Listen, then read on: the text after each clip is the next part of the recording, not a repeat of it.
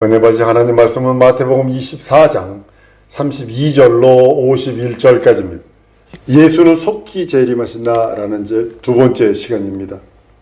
여러분, 산에서 자라는 나무들은요, 잡목들은 누가 가꿔주지 않습니다. 전정을 해준다든지 그러지 않습니다. 하다못해 배, 똘배나무일지라도, 사과나무일지라도, 감나무일지라도 어떤 나무가 산에 가면 가꿔주지 않습니다. 근데요, 과수원에서 자라는 나무는 가꿔줍니다. 해마다 포도나무 같은 거 해마다 잘라주고 다듬어주고 그럽니다. 농부에서 가게 됩니다. 배나무 같은 경우도 보면요, 똘배나무는 꼭 요거만 합니다. 요거만한 배들이 막 그냥 나무 가지가 찌질찌질 열립니다. 그렇지만 과수원에 있는 배는요, 많이 나요. 한 곳에서 많이 나게 연화문 개까지 납니다. 다 잘라버려 한두 개 냉이로 다 합니다. 그거 왜 잘라버리냐고 그러지만, 어린애 주먹 많은 거 10개보다 어린애 머리통 많은 게 하나가 더 비싸요.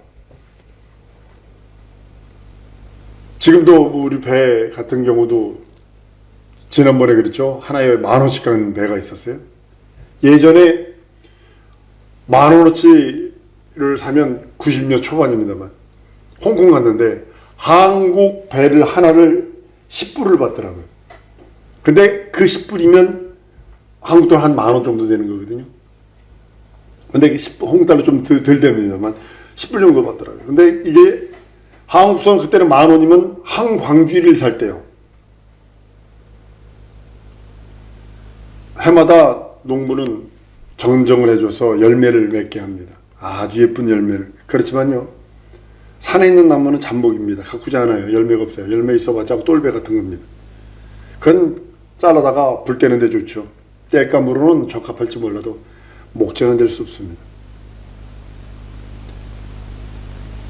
우리는 하나님께서 우리를 훈련하시고 다듬는 거에 대해서, 나무 가정이 자르면 아프죠. 진액이 나오죠. 고통스럽죠. 근데 그것이 목재가 되기 위해서는 어쩔 수 없이 그 곁까지를 잘라버려야 위로 올라가기 때문에 그렇게 하는 모습을 봅니다. 하나님으로부터 우리는 간섭받고 있습니다. 제한받고 있습니다. 그것이 내가 자라는, 내가 성장하는, 하나님이 쓰시기 편한 그릇이 되는 과정이라는 사실을 아셔야 합니다. 노주벌 만들 때 방제유기 만드는 사람 보니까 그거 주석하고 구리하고 촉촉한 배합으로 만들어서 불에다 시뻘게 달궈서 서너 사람이 망치로 막 두들겨서 펴니다. 그래서 그릇이 하나. 그리고 또 그거로서 끝난 게 아니라 그걸 갖다가 밀리게 넣고 그 껍데기를 싹 다 벗겨냅니다. 그리고 또 광약 발라가지고 싹 닦습니다. 그래야 사람이 쓸 수 있는 그릇이 나온답니다. 한번 따라 씁시다. 나는 하나님의 간섭을 받고 하나님의 제한을 받고 있다. 명심하셔야 됩니다. 다른 말로는 말씀으로 제한을 받고 있고 말씀으로 간섭받고 있다는 소리입니다. 그렇지 않은 사람은요, 지멋대로 사는, 지가 하나님이 된 사람입니다. 하나님께서 나를 가꾸시고 나를 다듬으시고 나를 훈련하시는 것을 인정해야 합니다. 내 일에 방해되는 것, 그것이 아니라 하나님으로부터 간섭받고 하나님으로부터 제한받고 하나님으로부터 말씀으로부터 훈련받고 다듬어지는 것이 우리 인생들의, 성도들의 삶의 목적이기도 합니다. 아예 보잘것없는 내 지혜를 자랑하는 것이 아니라 예수 안에서 예수로 성공하라고 작정하셔야 합니다. 내가 가진 지식과 내가 가지고 있는 경험, 내가 가지고 있는 그 어떤 것으로 그걸 자랑하고 그것을 나타내는 것이 아니라 예수 안에서 예수로 성공하려고 작정해야 합니다. 우린 그저 예수로 성공하려고 작심만 하면 하나님께서 인도해 주실 것으로 저는 믿고 있습니다. 우리는 주님 앞에 설 때를 위해서, 내 영혼의 때를 위해서 내 영혼을 참으로 깨끗하고 거룩하게 보존해야 합니다. 여러분의 믿음이 썩지 않는 믿음, 변하지 않는 믿음, 영원한 믿음으로 더욱더 견고하게 해야 하는 이유, 거기 있는 것입니다. 우리는 죄를 짓지 아니하라고 깨끗하게 아주 보존하고 있습니다. 죄를 설령 졌을지라도 즉시 회개합니다. 씻어냅니다. 죄 안 짓고 살 도리가 없지만 예수 보혈을 의지해서 회개하고 용서받고 항상 그리스도 앞에서 나갑니다. 은혜 받으려고 나갑니다. 긍휼과 사랑 받으려고 나갑니다. 예수 그리스도의 은혜 받고 예수의 항상 그 앞에 나가 그분을 맞이할 준비를 하고 있어야 된다고 성경은 말씀을 합니다. 성경은 예수 믿는 사람이 죽으면 바로 어디 머물게 되는지에 대해서 교리와 성경은 다르게 말합니다.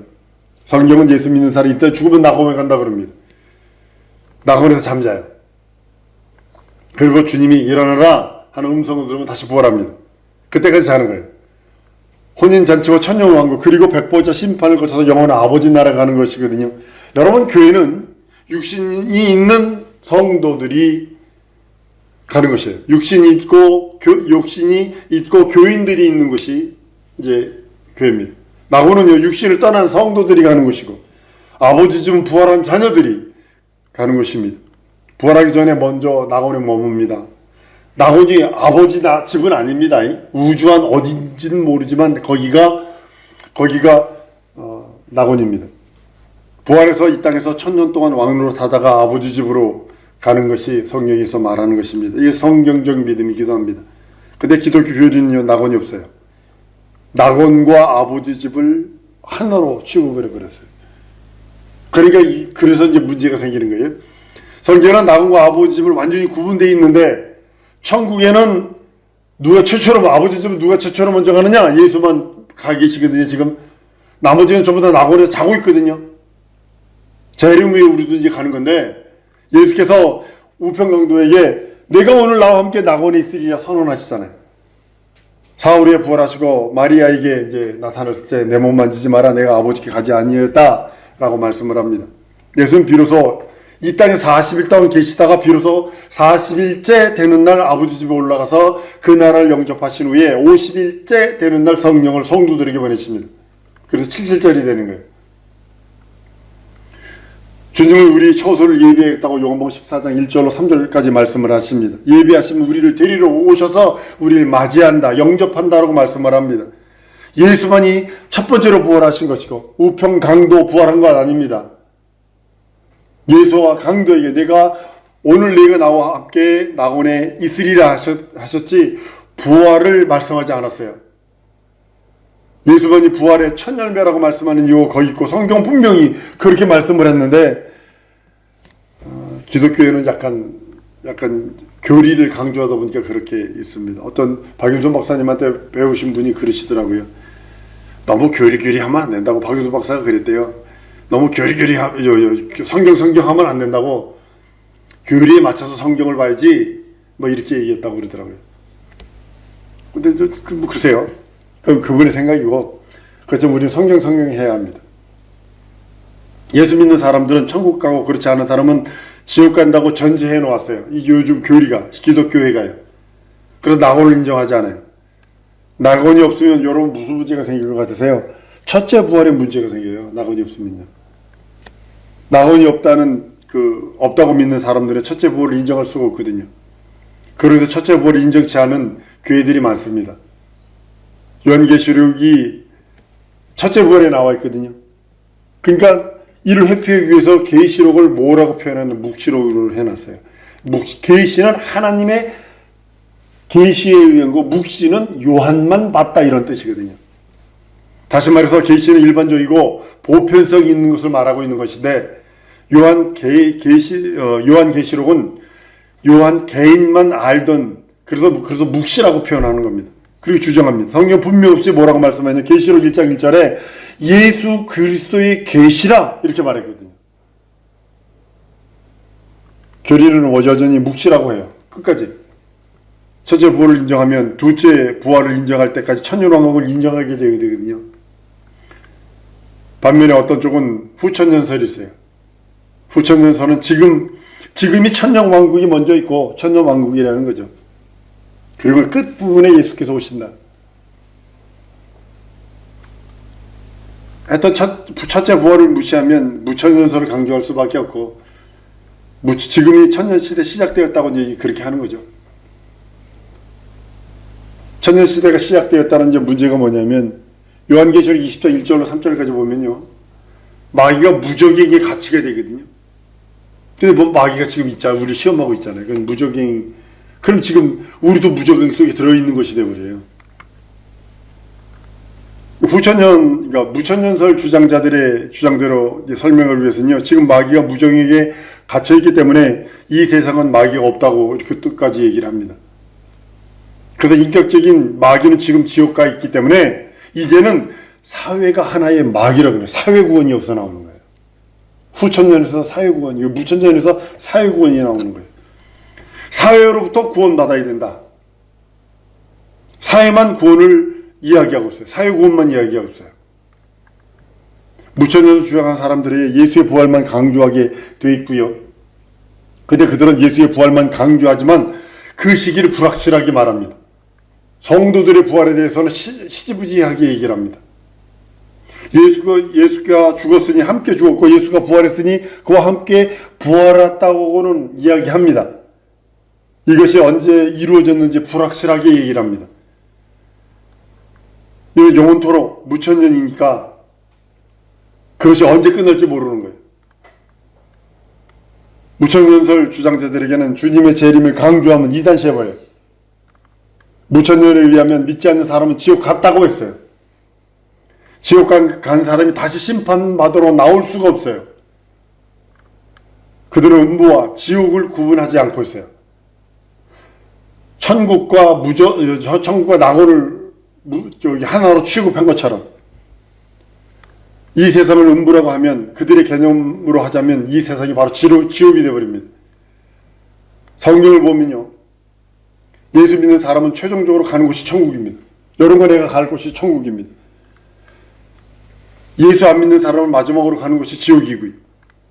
예수 믿는 자와 믿지 않는 자로 공존하는 것이 이 세상입니다.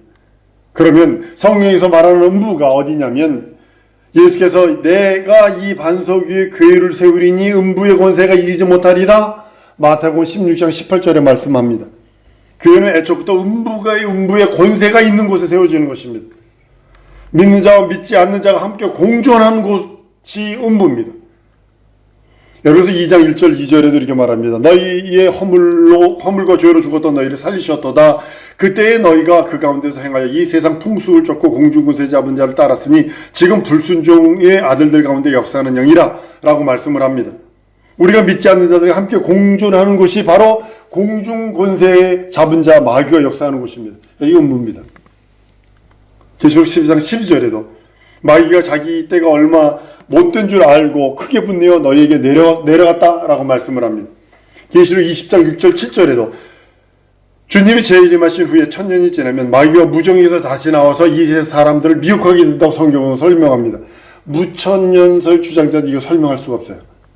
계시록 20장 11절에도 끝날의 심판 때에 모든 자가 크고 신 보좌 곧 심판대 앞에 설 거라 그럽니다. 여러분과 나는 상 받으러 섭니다. 심판받으러 서는 게 아니라 상 받으러 서는 것입니다.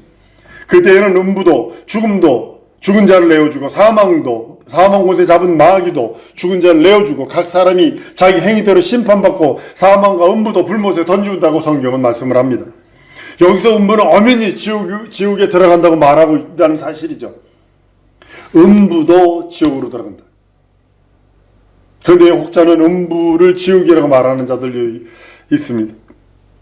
그들도 개인적인 신앙으로 성서를 읽기 때문에 음부와 지옥을 갖지 않다는 것을 인정하지만 교리적으로 볼 때에는 자신도 상당히 불편한 그렇게 해석하는 것을 보게 됩니다.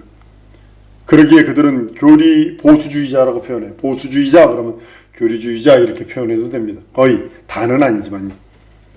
우리는 성경을 지키는 사람들이고 성경에 순종하려는 사람들입니다. 한국교회에서도 교권주의자들은 교리를 지키는 자들이나 교회주의자들은 성경을 지키는 자들입니다. 그리고 둘 사이에 충돌이 생겨요. 끝없이 충돌이 생깁니다. 갈등이 있어요. 투장도 있어요. 계속될 수밖에 없어요. 내가 성경을 주장하면 교리 주장하는 자들과 부딪힘이 있습니다. 신학교 때 공부하면서 참 많이 그랬던 것 같습니다. 성경 말씀대로 주님이 오실 때에는 성도들의 첫째 부활이 있다는 것을 우리는 알아야 합니다. 교리에서는 이것을 인정하지 않아요. 성경을 믿는 과거 사람들도 우리와 같이 믿음을 가졌어요. 교리를 강조하는 사람은 첫째 부활을 인정하지 않습니다. 인정해야 되는데 인정하지 않습니다. 성경은 예수께서 오시는 날 죽은 자들이 먼저 부활하고 살아있는 우리도 호련히 변화되어 혼인잔치에 참여한다고 성경은 말씀하고 있습니다. 계시록 20장 4절 5절에 예수 그리스도의 증거를 가지고 목배임을 받았다는 자들 첫째 부활에 참여하게 된다고 성경은 말씀을 합니다. 고린도서 15장 22절에도 엄연히 그리스도가 부활의 첫 열매라고 말씀했습니다. 그리스도 강림하실 때 그에게 속한 자들이 먼저 일어나고 그 나머지는 그리스도께서 모든 것을 이기시고 복종시킬 때 일어날 것이라고 말씀을 하고 있습니다. 우리 예수님 속히 오십니다. 그 중에 그리스도의 증인된 사람들이 주님 강림하시는 나팔소리와 함께 호련히 변한간의 순간에 변화될 것입니다. 신령한 몸을 입게 될 것입니다. 나와 여러분이 되길 소원합니다. 이미 육신이 죽었던 자들 가운데서 그리스도를 위해서 목배임을 받을 만큼의 증인된 자들, 순간에 일어나 공중으로 올라가서 주를 뵙고 혼인잔치를 합니다. 그런 다음에 공중에서 내려와 주님과 함께 1000년 동안 왕노릇 한다고 성경은 말씀합니다. 그들이 공중에 올라가 있을 동안에 이 땅에서는요, 무서운 전쟁, 그걸 난 3차 전쟁이라고 생각합니다. 전쟁이 시작될 것입니다. 그 전쟁을 위해서 세상에 있는 거의 모든 육체, 거의 죽게 될 것입니다. 하나님의 방법으로 이스라엘 민족만 살려서 거기서 시오니즘이 비로소 이루어지게 될 것입니다. 주님 재림을 기다리는 것이 우리의 첫째 믿음입니다. 만약 첫째 부활이 없다면 제일 험하고 제일 바보스럽고 멍청구리고 아주 그냥 세속으로는 바보 병신이 없습니다. 성도가 가장 병신일 것입니다. 첫째 부활이 없다면. 첫째 부활이 없다면 우리는 진짜 가장 허망한 일을 살고 있는 것입니다. 우리는 그날 기다리고 믿고 의지합니다. 주님 오실 날 속히 오실 것입니다. 우리 오실 때 그를 위해서, 그 때를 위해서 예수의 증인이 되어야 하고 예수 증거하기 위하여 목배임을 받을 정도의 증인이라면 신앙생활 얼마나 뜨겁게 했고 신앙생활 얼마나 잘해야겠는지, 주님 오실 때까지 참 믿음을 갖고 변치 않는 믿음, 썩지 않는 믿음을 가져야 한다고 성경은 말씀을 합니다. 지금 하늘 보좌에 앉으신 이가 속히 오실 것입니다. 2000년 동안 우리 주님 어느 때 오신다고 예언한 예언자들이 수만 명입니다. 몇 날 며칠 몇 시에 온다 예언한 사람이요 수만 명입니다. 허망한 짓이거든요. 허망한 거짓말이거든요. 이거 하면 안 돼요. 내가 들었는데 내가 봤는데 어쩌고 하면 안 돼요. 우리는 주님이 오늘 밤에 오실는지 내일 오실는지 모릅니다. 다만 항상 기다리는 마음을 가지고 그날을 사모하는 것입니다. 그 시기와 그 때는 아무도 모른다고 그럽니다. 로마서 13장 11절에서 말씀합니다. 11절 이하에 또한 너희가 이 시기를 알거니와 자다가 깰 때가 되었으니 이는 이제 우리의 구원이 처음 믿을 때보다 가까웠음이니라. 밤이 깊고 낮이 가까웠으니 그러므로 우리가 어둠의 일을 벗고 빛의 갑옷을 입자. 낮에와 같이 단정히 행하고 방탕과 술 취하지 말며 음란과 호색하지 말며 쟁투와 시기하지 말고 오직 주 예수 그리스도로 옷 입고 정결의 육신을 도모하지 말라고 선언하는 이유가 바로 그것입니다. 계시록 22장 20절에도 이것들을 증거하신 이가 가라사대 내가 진실로 속히 오리라 하시거늘 아멘 주 예수에 어서 오시옵소서. 여러분과 내가 가장 큰 믿음이 뭐니? 교리 아니, 교리가 구원해 주지 않거든요. 성경을 믿고 의지하는 겁니다. 주님이 오시기를 항상 기다리고 믿고 의지하는 것입니다. 주 예수에 어서 오시옵소서 할 수 있는 믿음이 나와 우리들 모든 성도에게 있어야 합니다. 그러기 위해서 내 영혼의 때를 준비하는 거예요. 주 예수 어서 오시옵소서. 그러기 위해서 회개하고 주 예수 어서 오시옵소서 내 영혼의 때를 돌아보고 내 삶을 돌아보고 내 주님이 기뻐하시는 일을 할 수 있도록 애쓰고 힘쓰는 것입니다. 난 우리 사랑하는 성도들이 성경을 믿고 의지하는 자들입니다. 그렇게 되길 소원합니다. 교리 중요합니다. 있어야 합니다. 그러나 교리보다 성경이 우선이요, 성령 충만이 우선이요, 예수 이름이 믿고 의지하는 것이 우선이요, 그 뜻에 순종하는 것이 우선임을 고백을 합니다. 이 시간 우리 기도하십시다. 하나님 주에서 어서 오시옵소서. 하나님 내 영혼의 때를 돌아봅니다. 진리의 말씀 영원한 말씀으로 하나님 나와 함께 주옵소서. 영생의 말씀으로 도와주시고 영원한 그 하나님의 그 의가 내게 이루어지게 해달라. 주 예수에 어서 오시옵소서 하며 우리 다 같이 통성으로 기도하십니다.